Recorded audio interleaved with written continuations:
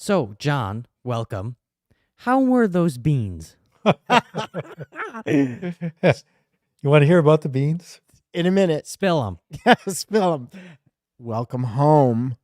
Glad to be back from your glad to have you back from your fantastic trip, and welcome back to the show. I Thank always you. enjoy having you on the show. It's always great to be here. Okay, spill your beans. So you want to hear about the famous story? We've just, as you know, we've just come back from a trip in the Amazon Oh, just a trip in the Amazon. Okay, go ahead. where we went by ship from the mouth of the Amazon up to Manaus, about 1,000 miles. Wow. And it was absolutely fascinating and exciting. And it wasn't without adventures. And it wasn't without some fear and trepidation about what we would encounter. And one thing to share with you is before we even went, we had a friend who had traveled to the Amazon about a month before we did. And she had had a negative experience. Had you booked the trip? Oh, we booked the trip 8 or 9 months ago. And when you heard this, were you like, oh my God, what are we doing? Or what happened? No, absolutely to the contrary. Right. So this person's experience of the place was negative. A lot of poverty, a lot of heat, a lot of pollution, and concerns about crime and physical danger.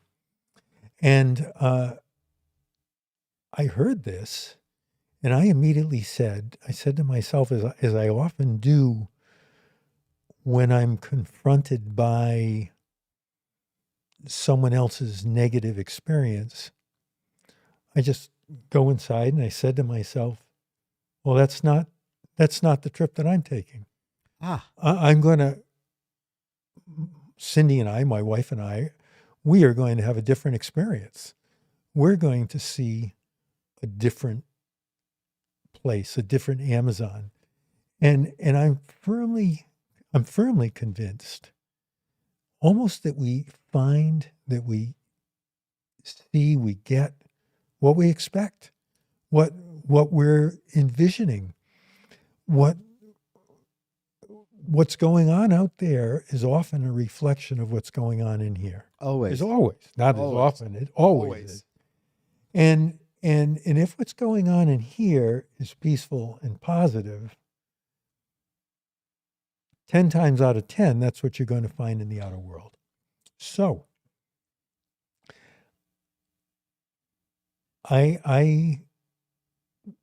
we went into this trip with a certain amount of wonder. Did Cindy need any bribing, or was she in much a favor of this destination? And was this always in your bucket, or when did you decide going down the Amazon is something you really wanted to do? About a year ago. Oh, But I would say the idea originated more with Cindy than it did with me. wow. But I say it originated with her, but the desire to go was mutual, and an attitude of we're up for whatever comes was also mutual. Is she usually that adventurous? Not necessarily, not on something like this, but we did it in the context of a cruise, Right. and of an organized trip, and I made some decisions that I wanted to do a little less of organized tours Right. than she did. So in most all cases, Cindy participated in organized tours, and in 3 or 4 events, I elected to go on my own and to self guide the tour. And so the destination in the Amazon was a city called Manaus. And it's about the size of Boston. And I'd certainly heard things about crime in Brazil, and another thing we were well aware of was the controversy over the deforestation of the Amazon. Yes. And like everything else, I went with certain opinions that I were formed by the media, by things I'd read, things I'd heard, but certainly not formed by firsthand experience. So we get to Manaus, and I decide I'm going without a tour. I'm going on my own. And I had some fear and trepidation. What am I going to find, particularly from the standpoint of crime and poverty? And as Julius knows, he exited the ship. We took a small tender that brought us into a significant marine terminal. And all of that was protected, and police officers and organization, and you were totally safe there.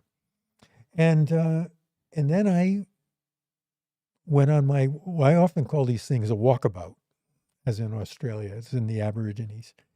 So I went to do my walkabout, and as I was departing that safe area, I had about 3, 4, 5 minutes of fear and trepidation.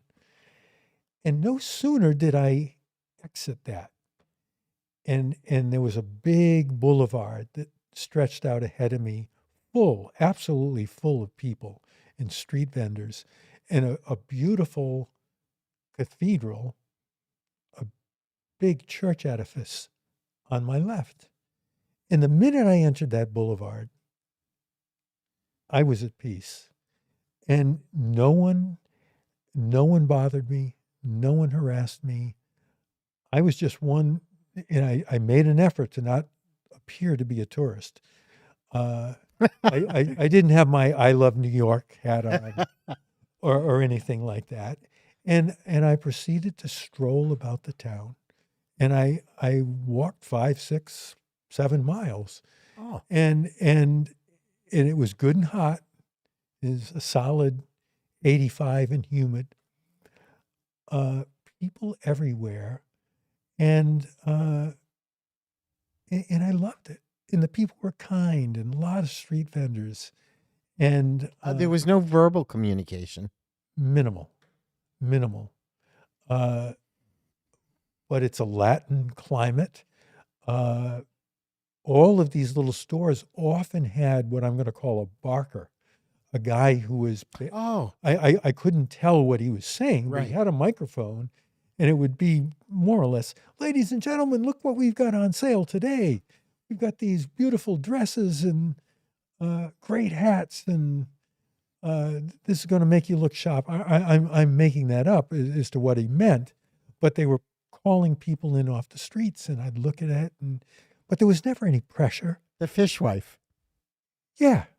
and there was never any pressure, and I proceeded to walk the streets and thoroughly enjoy myself.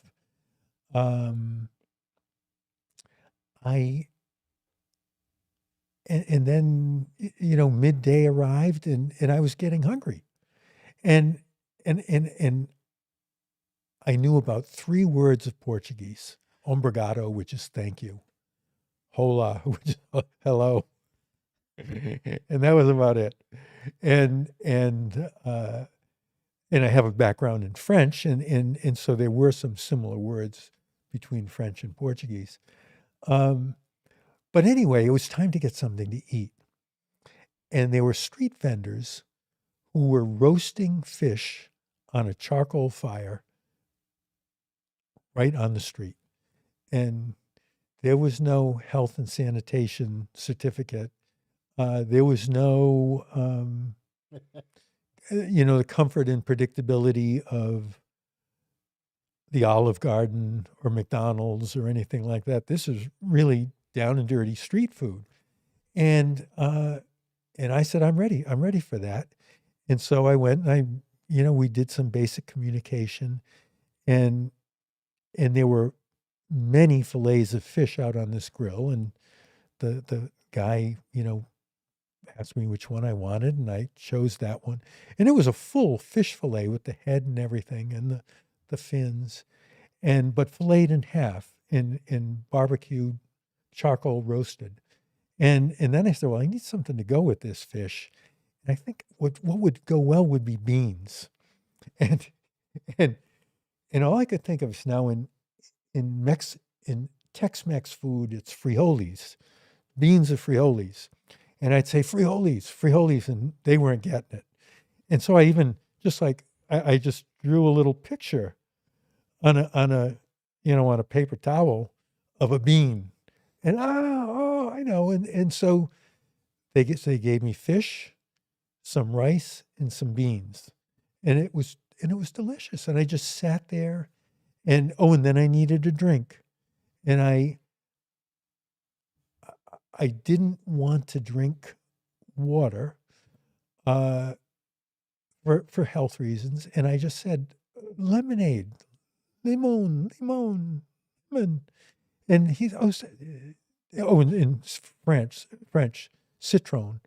And they, picked up on citrus. And the next thing I know, I had lemonade.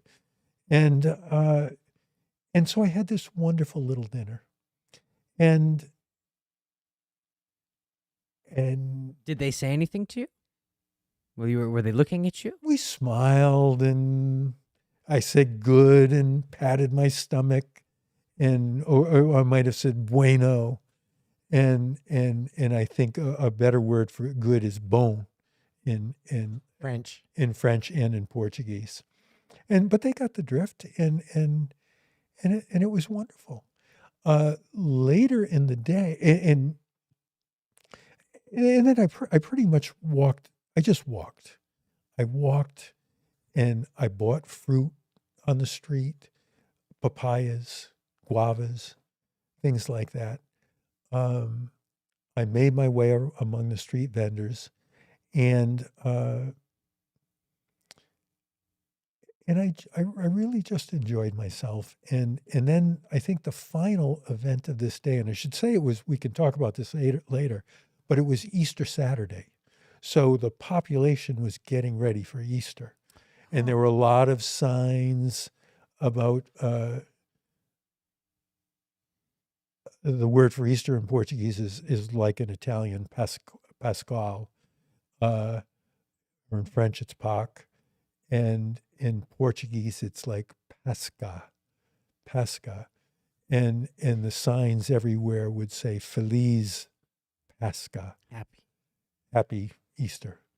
And My mother's name was Pasqualina, which means Little Easter yes, in Italian. yes, yeah. So you could get by on stuff like that. Right. And so the streets were festive, but the key things to say, I experienced no aggression. I experienced no impoliteness, no abuse, no crime.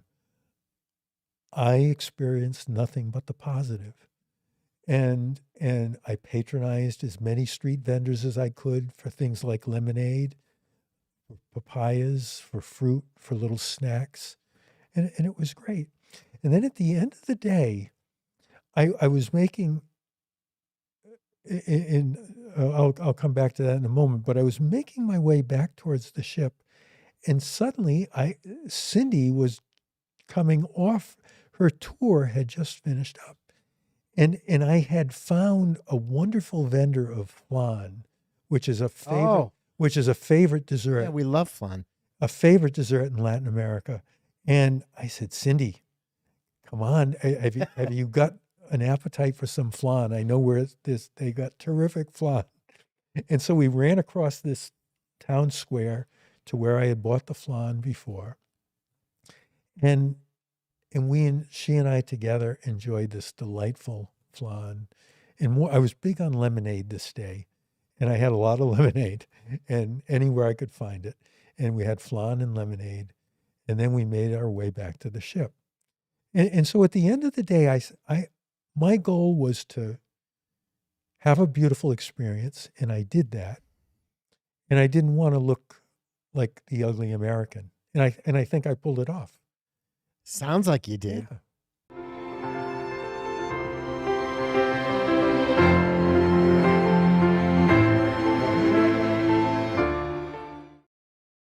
Welcome to episode 50 of Michael Robert Live. Tonight we are joined by John Larnard, who has graciously returned for take 4 of my ruthless interrogation.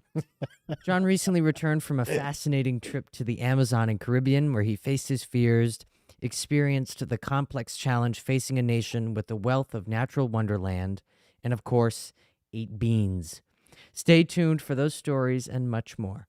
So, John, can you tell us about the complexities that you witnessed firsthand during your visit with regards to the deforestation of the Amazon? What was particularly striking to you? Well, that's a big question.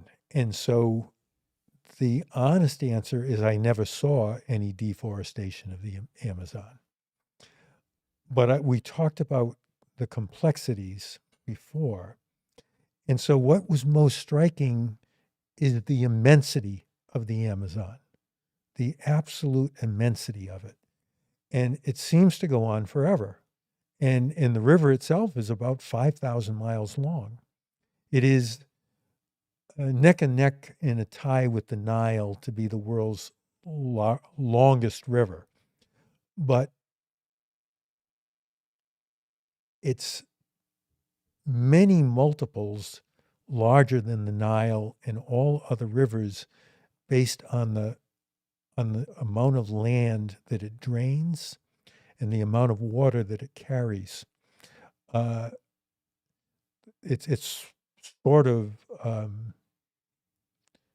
legendary that at the mouth of the Amazon, the water for several hundred miles around is fresh. Even out into the Atlantic Ocean, the water is fresh because of the sheer volume of the rain runoff that the Amazon delivers. So when I talk about complexity and the deforestation of the Amazon, it's a big subject for us all, because one of the things that the rainforest does is it rejuvenates the oxygen. Right. It absorbs carbon dioxide. It absorbs toxins and pollution For the planet. From the planet, and it radiates and puts into the atmosphere oxygen. And so it's a cleansing device.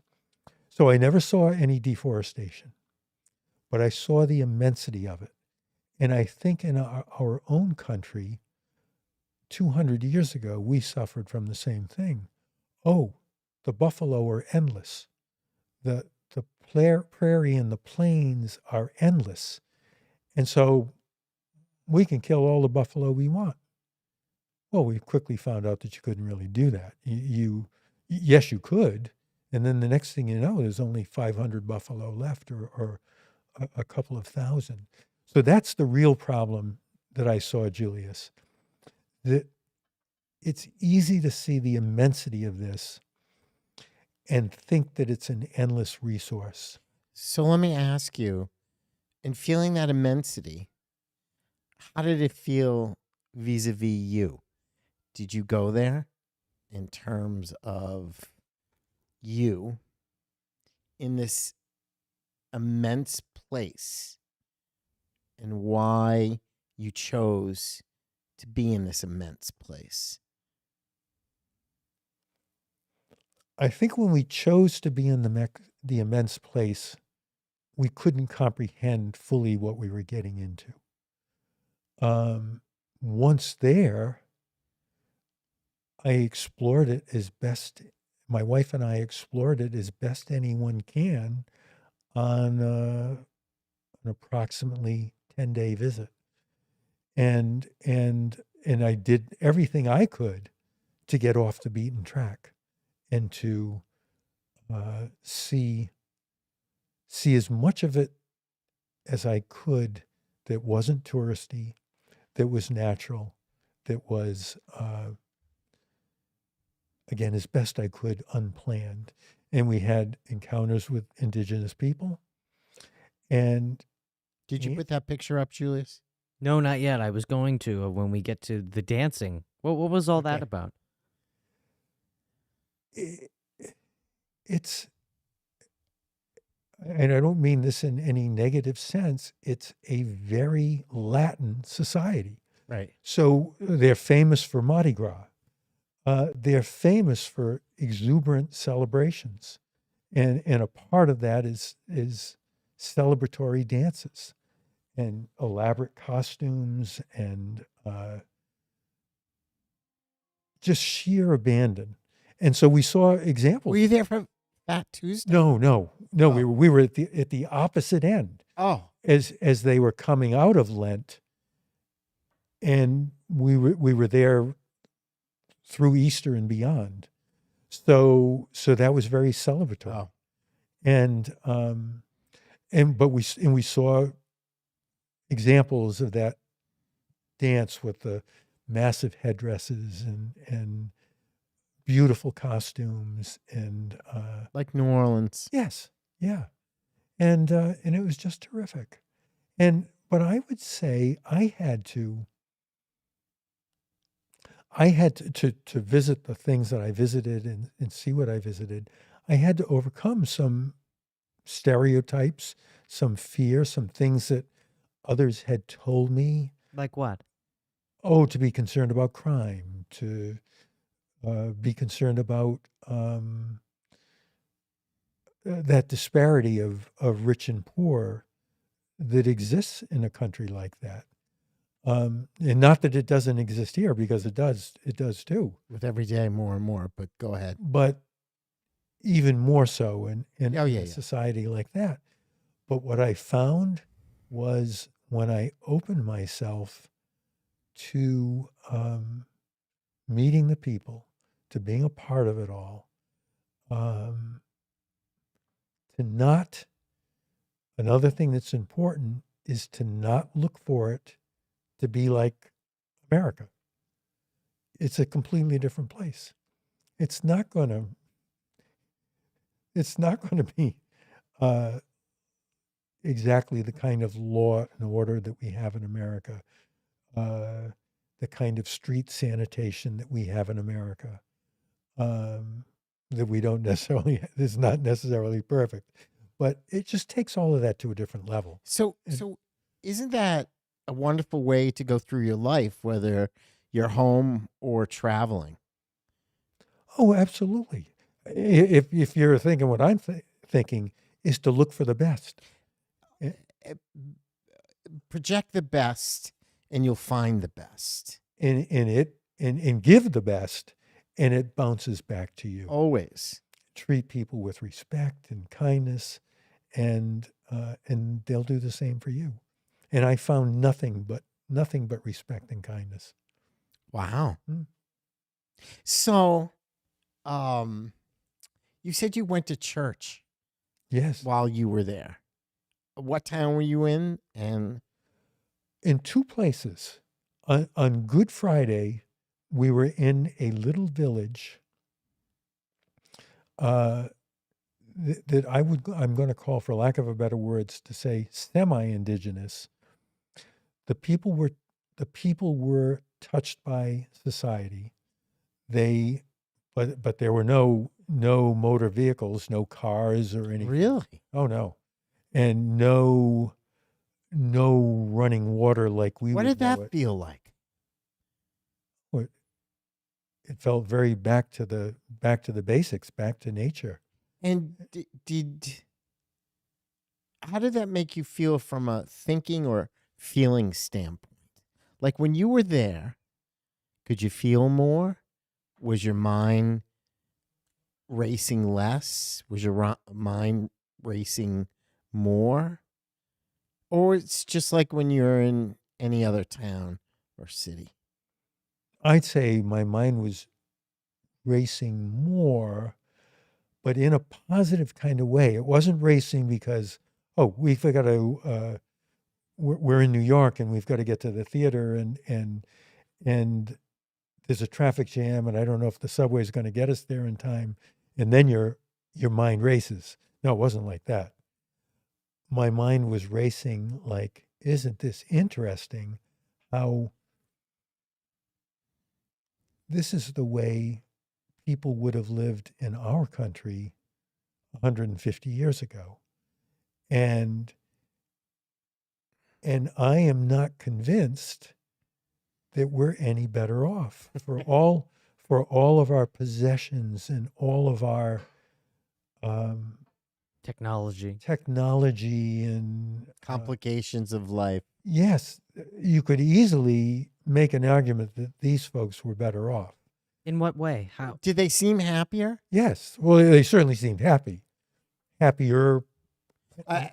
Happy's good. Yes, Well, I don't want to go about making an enemy of the Bhutanese government, but when we were there, the whole gross national happiness thing, I think they only smiled at us because we were tourists, and they could tell. But if you looked behind the facade a little bit more, you could see that it wasn't the metropolis, wonderful happiness, nature place that they try to sell it to you as. You still definitely have kids running up to you asking you for money. That's nothing new. And the traditional clothes and the monarch being everywhere and those kind of experiences made me realize I'm kind of happy I don't have to have a picture of any U.S. president by law hanging on my wall. I don't know that I'd want to wake up in the morning and see anything other than the painting I have. So well, Julius, my experience was completely different. Yeah, he was talking about when we were in Bhutan. So anyway, to get back to my question, how were they better off in your view?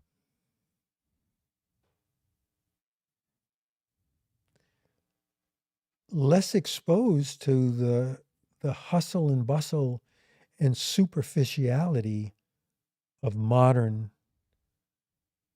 21st century life that we experience,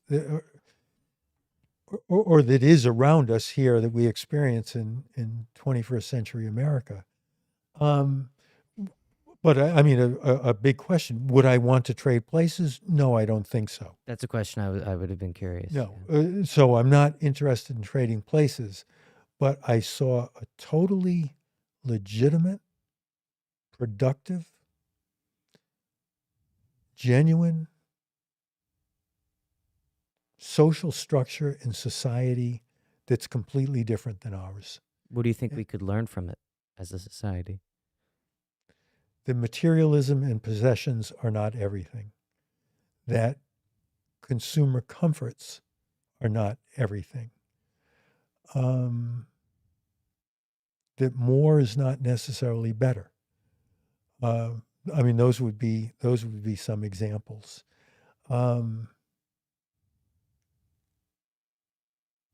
Anything on a philosophical level?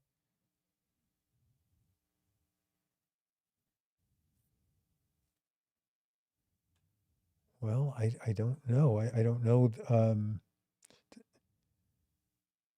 if I wanted to talk about the philosophical level.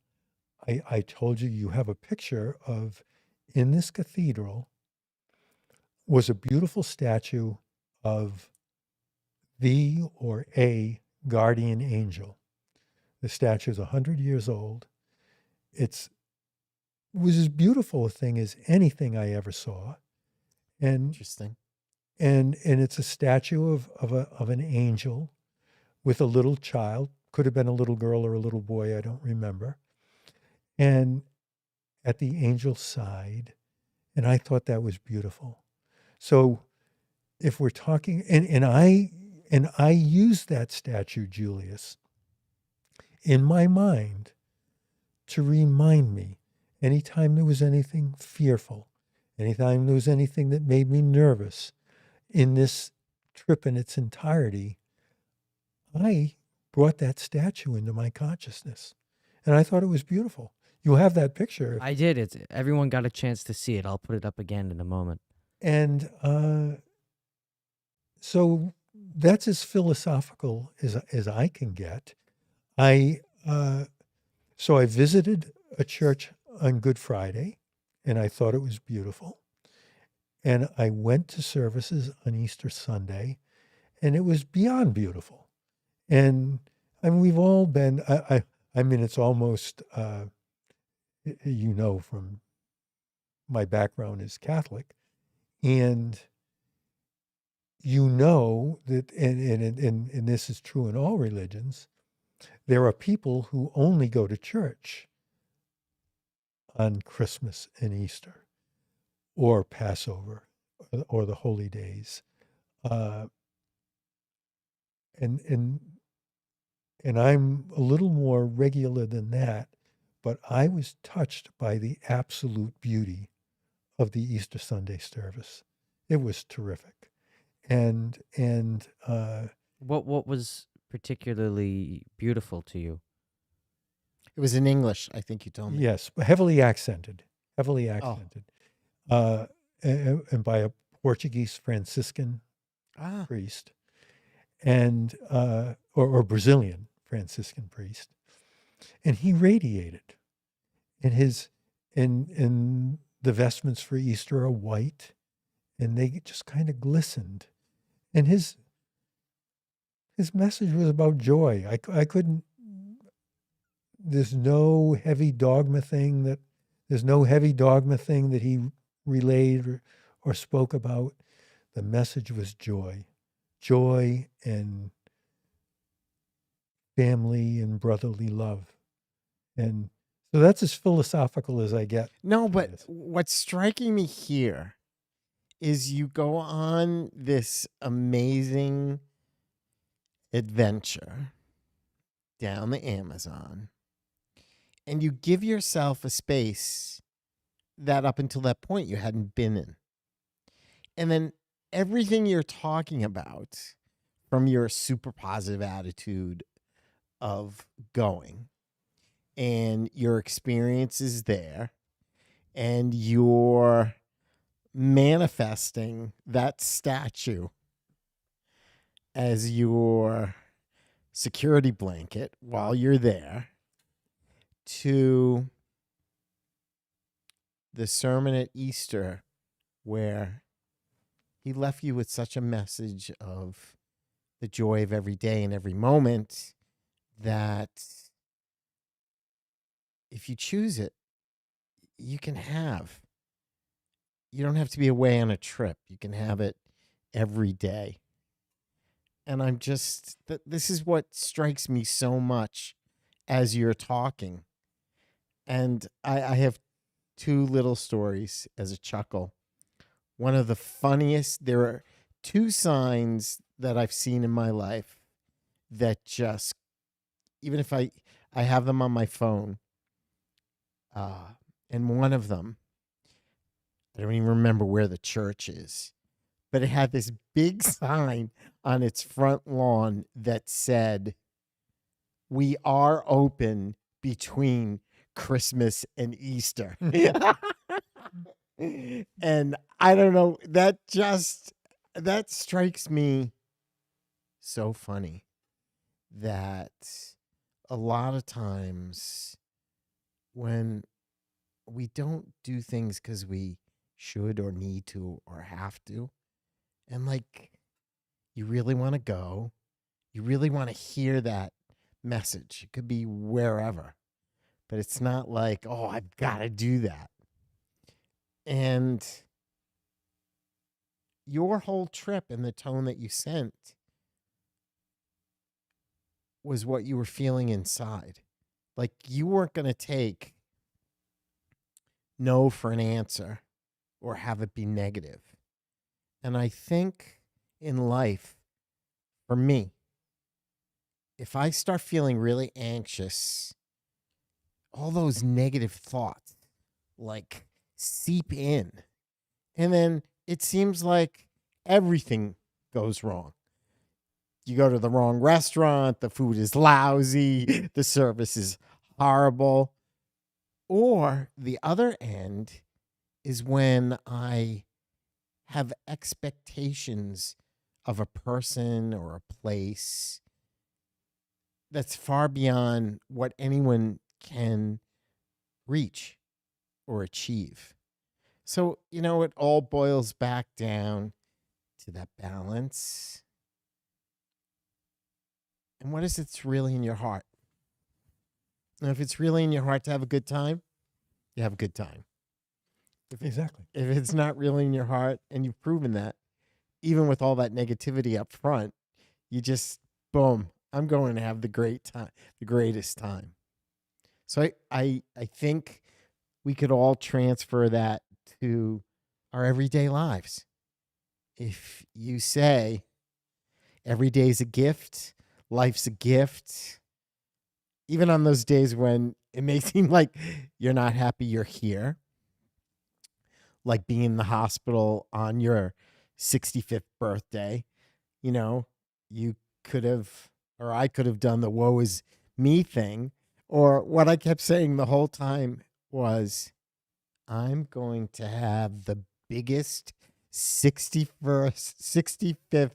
birthday party that anyone has seen. And it was that positive attitude that I think really helped me to heal and get through it rather than take the woe is me scenario. It is essential. Essential. It is essential. It's almost, we don't have the luxury to think negatively. You can, you have the choice, but there's nothing to be gained by it. Speaking of that, I don't want to interrupt you. Do you want to? What were you about to Go say? ahead. So after this trip, how would you say it impacted your perspective, and what have you brought home with you emotionally? Mm.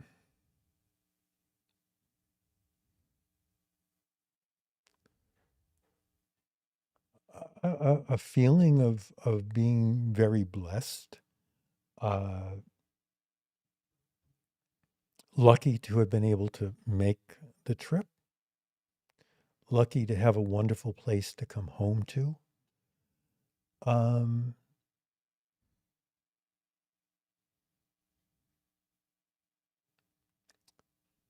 um,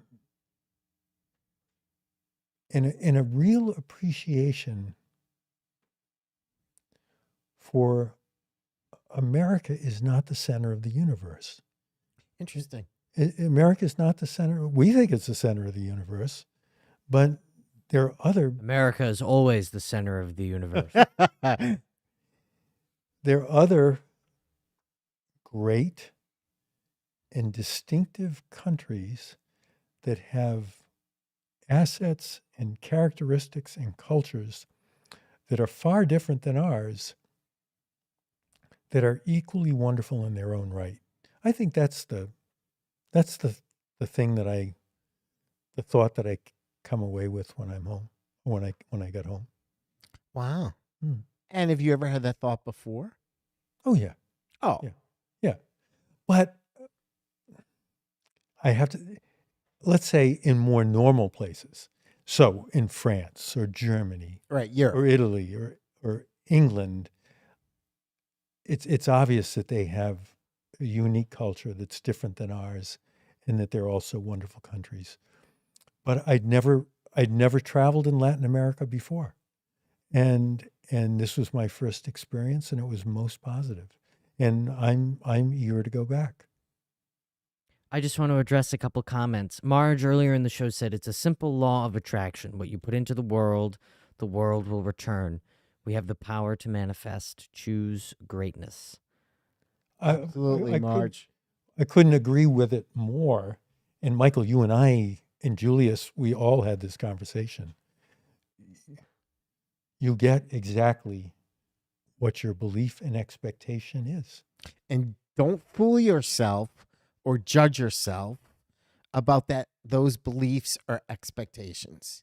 Just go with what you're really feeling in a situation or going in. And if it starts leaning a little negative, make the conscious decision not to judge it, but make the conscious decision from your heart that, no, this is what I'm choosing it to be. So I want to get to the canoeing and the scuba diving before we end up closing out the episode, but I want to ask this question. Sure. If you could pass on some advice and stories from the trip and your life in general to your great, great, great grandchildren, what would they be?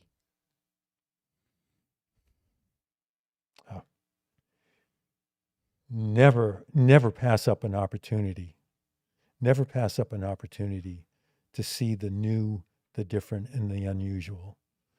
Never let yourself be immobilized by a fear of taking a chance or a fear of doing something different.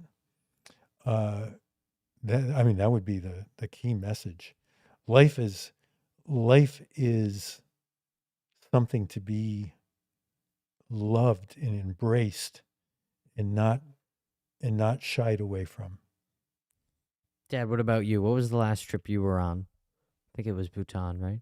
Yes. And same question to you.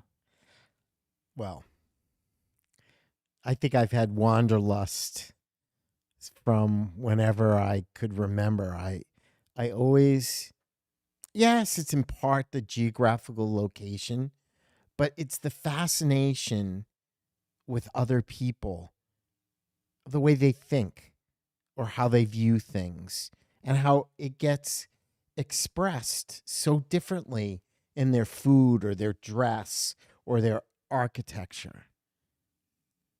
But I would say not to judge it. Always, for me, in embracing it, I always felt something came to me.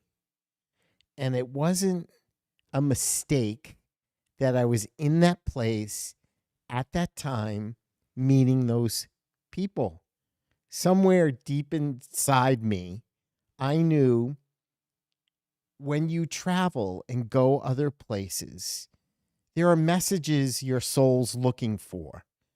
And when you're out of your natural environment, I always felt like those messages would come blaring into me because I didn't have the usual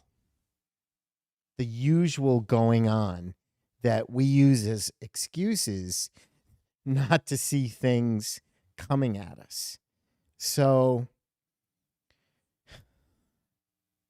traveling was the biggest education of my life. And I would recommend that to anyone.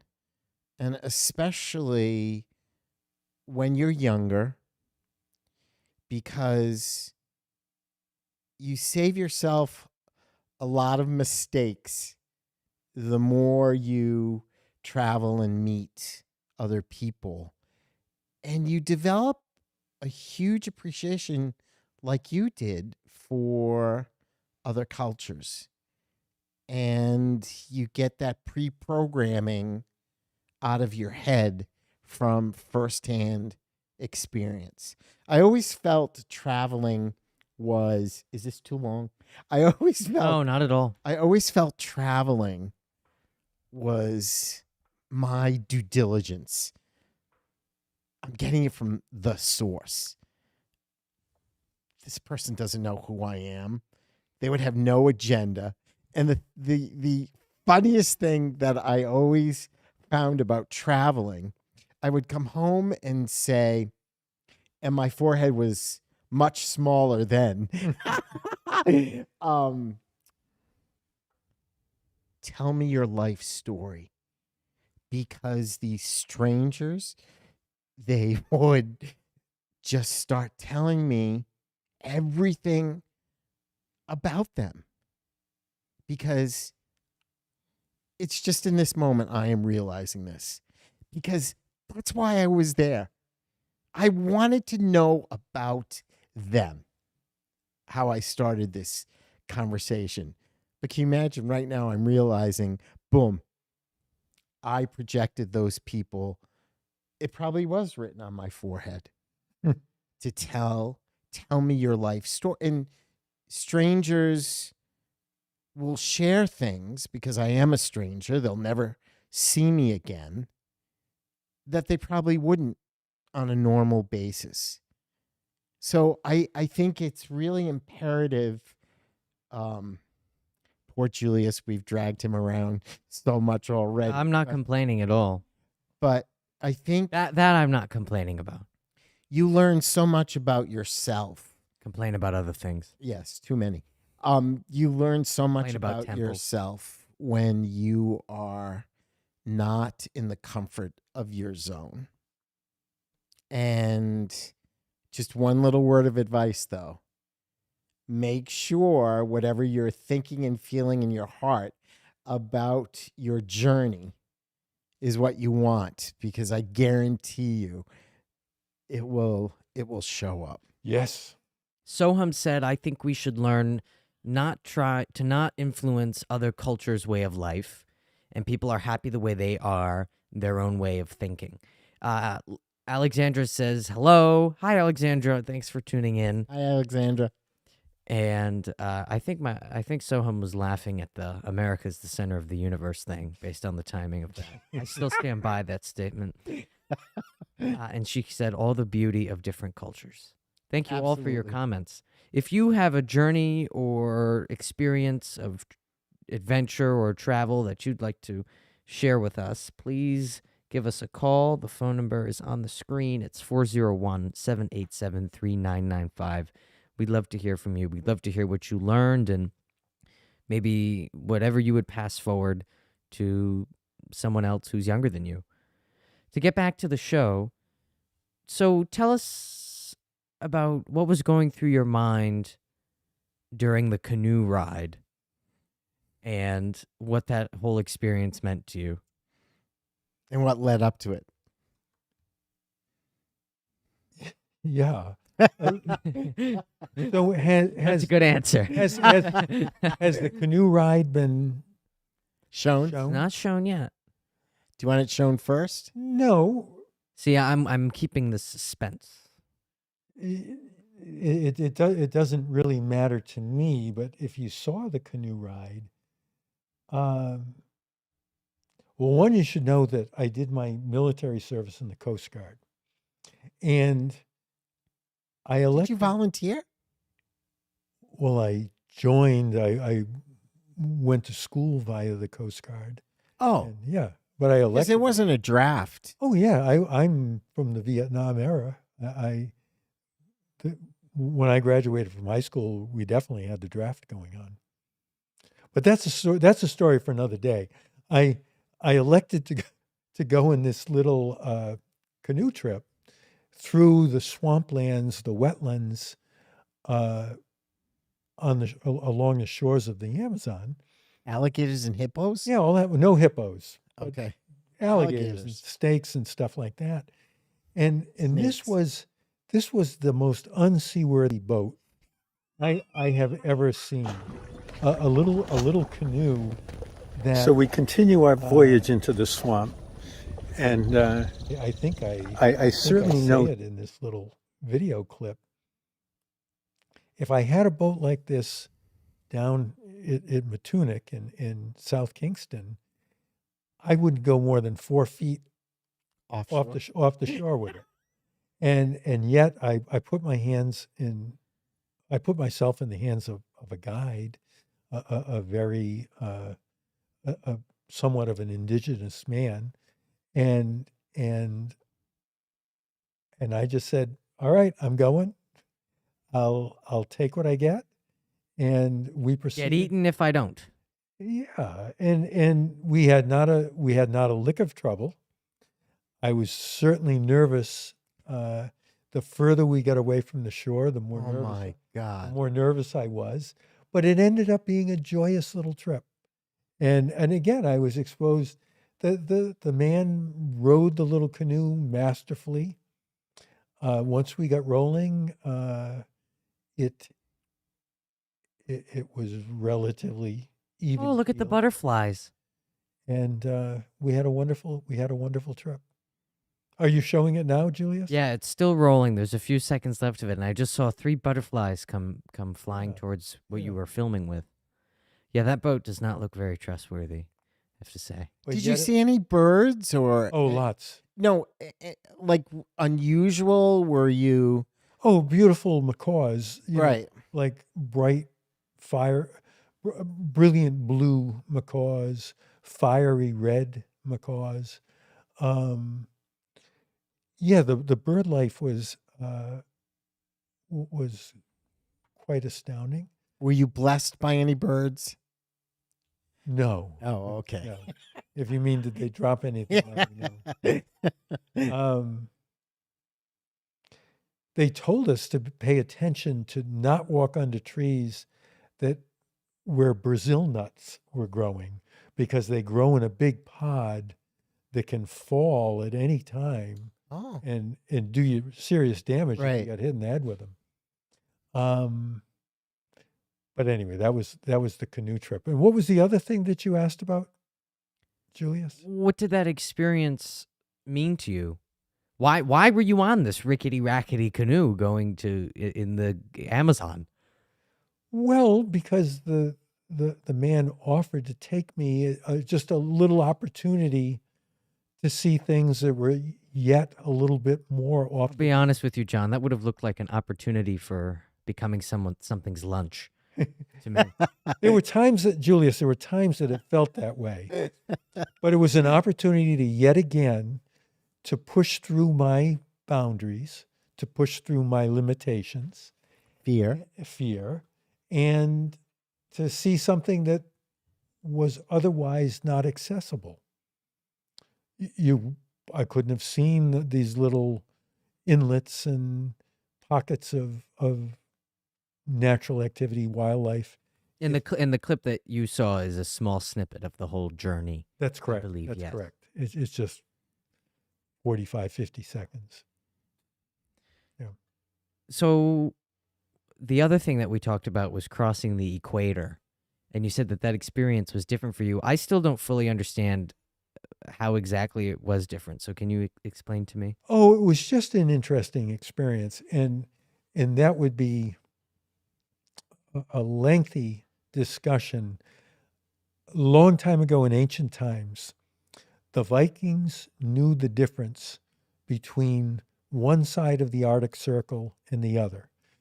On the north side of the Arctic Circle, during the winter, the sun never rises. During the summer, it never sets. And on the south of the Arctic Circle, the sun does rise and set. Granted, it's truncated in winter and it's extended in summer, but the Vikings knew that there was a little line that was something magic about going across that line. And so they had ceremonies when they would cross the Arctic Circle. And so that is a little bit of a tradition in the Naval Service and the Coast Guard, that when you cross the equator, when you cross the Arctic Circle, when you cross the international date line, you have a little ceremony. And so by virtue of going to the Amazon, we crossed the equator, and the ship put on a little ceremony, and it's more humorous than anything else, and it dates to those times. What was it? So I've got to know. 1 second. So setting that aside, did you feel anything energetically or psychologically? When I crossed the equator, I felt my body split in half, as if one side could only be stuck back home. No, I'm kidding. I'm making this up. Go ahead, John. Now, I'd say I felt a bigger difference when we visited the Four Corners area, where in New Mexico, Arizona, Oh, Utah, and Nevada? no, it's Arizona and New Mexico, Utah, maybe Utah and Colorado. and they all meet at Four Corners, and there's a marker in the ground, and everybody puts 2 feet in 2 states and a hand in each of the other states. I'd say that feeling was more significant than going Across the across the equator. equator. So what But- was that? When you say more significant, what did that feel? It just felt more physical Ah. and more interesting, even though it's just a mark in the States Twister. ground. Yeah. Um, but what was I going to say? So really the most significant thing following crossing the equator is one night my wife and I went out on the ship under the stars and looked for the Southern Cross. And you can see it. Now it doesn't magically appears when you cross the equator, but it is readily visible once you're south of the equator. And that was a beautiful sight. Oh, And that was a beautiful sight. But other than that, I haven't got much more to report on that phenomenon. And then we get to the biggest, I think, fear confrontation of the journey. Well, I don't want to classify what's big or not, but why was taking the dive so important to you? Well, I was able to go on a scuba dive, which actually 2, while we're in the Caribbean. And once upon a time, when I was a young guy in the Coast Guard, when I was 24 years old, I dove all the time. I was Why did you dive so much? What was so? Because I haven't dived before. So for someone who hasn't, what is so magical and spectacular about diving that you were so drawn to it? Oh, it's a very freeing experience. Do you remember the first time you did? Yes, I absolutely do. And so I had the good fortune to be stationed in a couple of places that most normal people can never go to. And they were outside, over 1,000 miles from Hawaii. One was called Johnston Atoll, and the other was called Curry Atoll. And they were very tiny islands that pretty much only military people were at. And they were, and the underwater life was quite beautiful.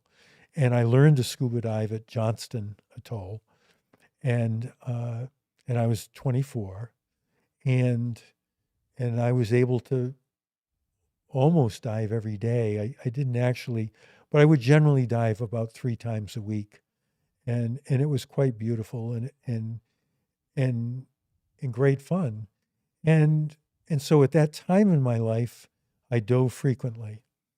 And I also lived in California for a little bit, and I dove a bit there. But then life moved on, and my ability to go diving became rarer and rarer. And it was every 2 or 3 years, and then it was every 3 or 4 years, and now it's less than that. I hadn't dove since in a minimum of 5 years ago. And it's certainly something that has its risks and its dangers. I'm not saying it's the most dangerous thing you could do, but it has risks. And You can get, more you so, can get bubbles in your blood vessels, right? yeah. And if you don't know what you're doing, if you don't do it right, I just gotta You could. look. and I've just frankly I've gotten older. I'm no longer 24 and 25, so it's a kind of a throwback to my youth. It's a beautiful, beautiful thing. It's peaceful. It's extremely peaceful. And you know how much we've talked about skiing. It's what I would call one of those freeing experiences where you literally float and you can change your depth and you can go up and down and you're one with the fish. with the fish. Yeah. They don't even try to get away from you. No, they're hanging out. Yeah. And you're just another fish to them. And so I was a whale. But go ahead. it's a beautiful experience, and it was not without some fear and trepidation on my part. Because I want to communicate that I enjoy doing all of this stuff, and I enjoy new and different experiences, and I enjoy pushing the limits, but it's not without fear and trepidation on my part. And so in the lead up to going scuba diving, I had to build myself up. I had to uh, give myself confidence that it was going to be all right. And I used that statue of the guardian angel. Was he or she was, I think they're kind of bisexual, if they're not at all sexual. Asexual, probably. Asexual. And I just kept that image in my, I kept that image in my mind's eye that I had the guardian angel with me. And I ended up, Julius, having an absolutely beautiful experience. I'm gonna put the clip up now. All right. This is the diving. You can keep talking, by the way. It'll just play in the back. So I'm the one in the middle with the blue flippers. God, how beautiful is that? Go ahead. You can talk. Anyway, that was a delightful experience. So my diving experience that was the most phenomenal was in Bora Bora. And the colors of the fish were beyond anything that I had ever experienced. So I'm not a diver. They give you this little training, and they tell you all the risks. But I'm there. They'll get eaten. No, that's the next story. And I go down, did it 2 days in a row. So like now I'm feeling like Neptune, king of the sea here. And they say, would you like to go to a shark feeding? And I was like, yeah, sure. And we're on this boat, and they're telling us the rules of the shark feeding. And we get to a reef, and this was with snorkels now, not diving. And again, there's all this spectacular fish. And then they say, okay, it's time to go to the shark feeding. And I'm expecting to get in the boat and go somewhere, because the sharks certainly couldn't have been that close. Oh my God. They have us take off our fins, only have masks on, and they're down there putting a rope to tie to two poles. And there's all the people, and they said to hold on, don't kick your feet. And within, two wives wouldn't let their husbands go down. They like freaked out on the boat once we arrived. It was too much. Yeah, I didn't think anything of it. The driver, I don't know where he kept this stuff. I didn't see the cooler in the boat, like it was hidden. And the next thing I know, we're all in. He jumps in, and literally, before he opened the cooler, underwater, 3 sharks appeared. So now I'm really freaked out a Now, little. to be clear, these aren't Shark Tank sharks. This isn't Kevin O'Leary. No, it's not Kevin O'Leary. These are brown sand sharks that were 6, 8, and 10 feet long. So it's not like a little shark that you might see. And the guy next to me said, I wish I had a camera, because your eyes pop out of your head normally, he said, but I've never seen anything like this with you, because I'm in amazement that the false sense of security that I was feeling holding on to that rope made me believe, or I made myself believe, like there was this glass wall between me and the sharks, until the first shark headed towards the group. And of course, what happened was the rope and the people bowed out back. And then I don't know how he got the shark to go back. I don't get why you had to be in the water. Were you underwater? We were You underwater. were underwater. Okay. That makes more sense now. So the rope was an underwater rope. Underwater rope. So, like, what was the cool thing about me wanting to go to a shark feeding in Bora Bora? Like, you wouldn't think, because I kind of never seen such aggression in anything. And these things, they were nipping each other. I mean, it was like we all could have been a buffet for these guys. I mean, it was crazy. And then, But the guides must have known what they were doing. yeah, absolutely. It was, thank God, without incident. And, I still have the big picture. You survived the shark feeding. I want to see that. Okay. And afterwards, and this was before I was contemplative at all, this one thing, I said to myself, like, why was that necessary? That's a good question. Yeah, like, I don't know that I would do that. Well, maybe I would. the shark feeding, or ask yourself the question? No, the shark feeding. Okay. Mama would kill me. Ye- If the sharks didn't get me, she would kill me. But go ahead, sorry. So I'm saying, like, why was that necessary in the scheme of things? Like, what was so cool that I could say I survived a shark feeding? And it really began a much deeper journey for me than I thought.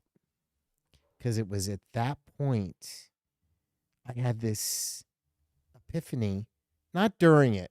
I was probably too scared during it. But afterwards, it was the first time I had done anything that I was like questioning what was my true motivation.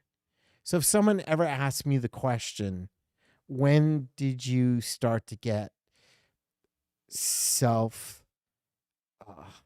questioning or understanding an event in your life a little deeper than the event, it would be the shark feeding in Bora Bora. And then it was an amazing skill to have had for the rest of my life, because it allows you to grow, I think, a lot faster and not have to experience the same events over and over to like get the message. So here you go again. I'm not home. I'm not in the thick of things. And then, boom, you get this glaring message. So you don't have to go to Bora Bora to get messages. You don't even have to leave your house to get the messages. My point is, give yourself the space and you'll see the messages immediately. On that note, we're way over time. Thank you all for tuning into this episode of Michael Robert Live.